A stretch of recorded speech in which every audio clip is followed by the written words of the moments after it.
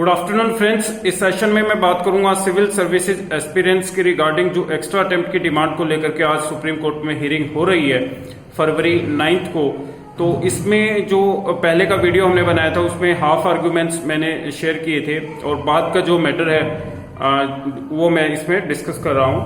तो मिस्टर दीवान यहां पर कह रहे हैं कि the plea of the petitioners for an extra attempt is bona fide, real और genuine. The respondents have a public duty to ensure that the petitioners get a fair chance। तो यहाँ पर मिस्टर दीवान ये कहने की कोशिश कर रहे हैं कि जो प्लिया लगाई है, जो याचिका हमने लगाई है पिटिशनर्स के बिहाफ पर, तो वो रियल है और जेन्युइन है, बोनाफाइड है ये। और the respondents have a public duty, और रिस्पोंडेंट्स जो है ASG additional solicitor general SP Raju, उनकी एक पब्लिक ड्यूटी बनती है यहाँ पर कि पिटिशनर्स को एक फेयर चांस वो ग्रांट करें। Mister Divan is now making submissions on upper age limit and presents a trajectory on how the limit has changed over the years। Mister दीवान ने यहाँ पर सबमिशंस जो दिए हैं, आर्गुमेंट्स जो उन्होंने सबमिट किए हैं, तो उसमें ये भी उन्होंने दिखाया कि जो लाइन ऑफ डेवलपमेंट है और जो लिमिट है, एज लिमिट को लेकर के काफी बार चेंज हुए हैं पहले भी।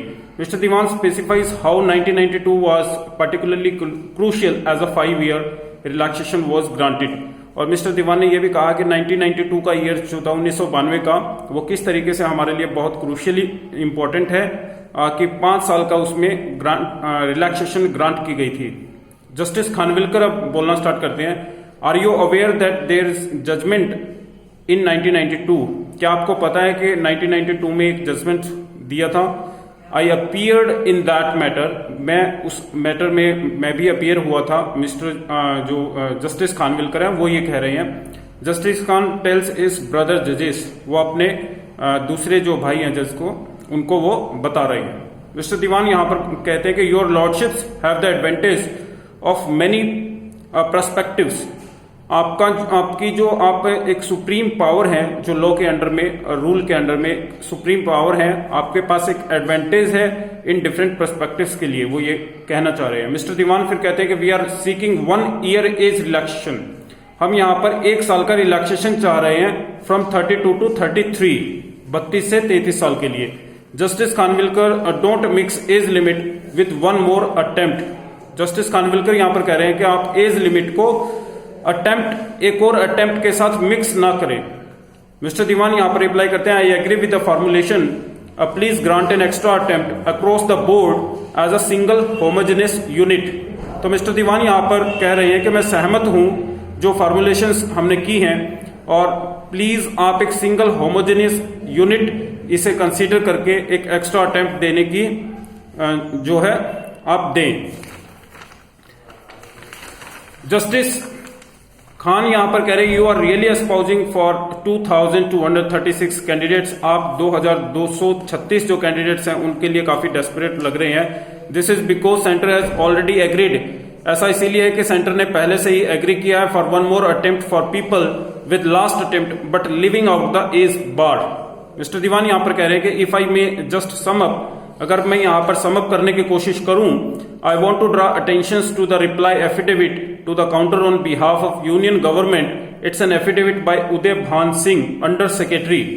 मिस्टर दीवान यहां पर कह रहे हैं कि if I may just sum up, अगर मैं यहां पर इस मैटर को समअप करने की कोशिश करूं, तो I want to draw attention, मैं आपकी अटेंशन जो है वो ड्रॉ करना चाहूंगा। एक जो रिप्लाई आपने दिया था एफिडेविट में to the counter on behalf of union government की तरफ से जो काउंटर किया गया था, it's an affidavit by Uday Bhan Singh, और वो एफिडेविट था उदय भान सिंह जो कि अंडर सेक्रेटरी के पद पर हैं, जिसमें कुछ पॉइंट्स उन्होंने दिए थे एफिडेविट में, जिनमें से एक पॉइंट ये भी था कि वो कह रहे थे कि जो सिविल सर्विसेज एस्पिरेंट्स की जो पेटिशंस लगी है वो काफी लेट लगी है और तब तक प्रिलिमिनरी रिजल्ट्स आ चुका था। तो यहां पर सीनियर एडवोकेट मिस्टर दीवान यहां पर कह रहे हैं कि CSC rules were amended to give an extra attempt to candidates who had appeared for CSC 2011। This amendment was granted in 2015, it was 4 years later. तो यहां पर मिस्टर दीवान यहां पर कह रहे हैं कि सिविल सर्विसेज एग्जामिनेशंस के रूल्स अमेंड जब किए गए थे to give an extra attempt to candidates who had appeared for CSC 2011, 2011 में जब कैंडिडेट्स अपीयर हुए थे तो उनके लिए भी रूल अमेंड किए गए थे, वो यहां पर कहने की कोशिश कर रहे हैं। और वो this amendment was granted in 2015, और वो जो अमेंडमेंट है वो इसमें जो सुधार किया गया था वो 2015 में ये उन्हें रिलैक्सेशन दी गई थी और वो 4 साल बाद में हुई थी। सीनियर एडवोकेट मिस्टर दीवान यहाँ पर कह रहे हैं कि it is an accepted practice, यह एक एक्सेप्टेड प्रैक्टिस है, मतलब ये कुछ इस तरीके की प्रैक्टिस है जो रिलैक्सेशन के लिए वो डिमांड कर रहे हैं। वो कह रहे हैं कि ये एक एक्सेप्टेड नॉर्म्स है, आप पहले भी इसे एक्सेप्ट कर चुके हैं। To give an extra time to candidates who have suffered hardships, जिन कैंडिडेट्स ने हार्डशिप्स जो मुसीबतें फेस की हैं। Petitioners are not seeking admissions but only an attempt to appear, petitioners यहाँ पर एडमिशन नहीं मांग रहे हैं, वो ये कह रहे हैं कि सिर्फ उन्हें एक बार मौका दिया जाए एग्जाम्स में अपीयर होने का। मिस्टर दीवान यहाँ पर कह रहे हैं कि pandemic impact can not be wished away from the stand point of the exam and preparations. Pandemic के जो प्रभाव थे वो प्रिपरेशंस और एग्जाम्स के स्टैंड पॉइंट से अगर हम देखें तो वो उसके प्रभावों को नकारा नहीं जा सकता। We agree exam was conducted in sterling manner, वो कह रहे हैं कि exam was conducted in sterile manner. Exam जो कंडक्ट किया गया था बहुत ही मतलब क्लीन वे में, कंप्लीटली क्लीन वे में किया गया था। And unlocking might have happened but what need to be looked at is preparations. तो वो ये कह रहे हैं कि and unlocking might have happened but what need to be looked at it's preparations. अगर आप इसकी प्रिपरेशंस की तरफ ध्यान दें, जब ये एग्जाम्स कंडक्ट करवाया गया था तो कंप्लीटली क्लीन वे में ये नहीं हो पाया था, ये कहना चाह रहे हैं mister Divan. Mister Divan, there might have been a movement when the exam was conducted, but giving an exam is different from the preparation of the fact and that preparations period needs to be seen. Mister Diwan यहाँ कह रहे हैं कि there might have been movement, वहां पर कुछ हलचल हुई होंगी when the exam was conducted, जब एग्जाम कंडक्ट किया गया था। But giving an exam is different from the preparations, परंतु एग्जाम देना प्रिपरेशन से बिल्कुल अलग है। And that preparation period need to be seen, और उस जो प्रिपरेशन जो तैयारी करने का वक्त था उसे एक बार हमें देख लेना चाहिए, उसे देखने की आवश्यकता है।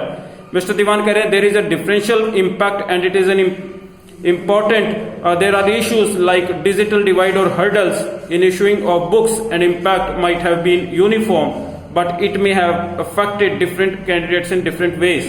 तो यहाँ पर बोल रहे हैं मिस्टर दीवान के there is a differential impact, यहाँ पर अलग अलग तरीके से इम्पैक्ट हुआ है। डिफरेंशियल मतलब किसी के ऊपर ज्यादा हुआ है, किसी के ऊपर कोरोना वायरस का टाइम पीरियड जो था उसमें इम्पैक्ट जो है हर मतलब प्रत्येक बंदे के ऊपर अलग अलग हुआ है।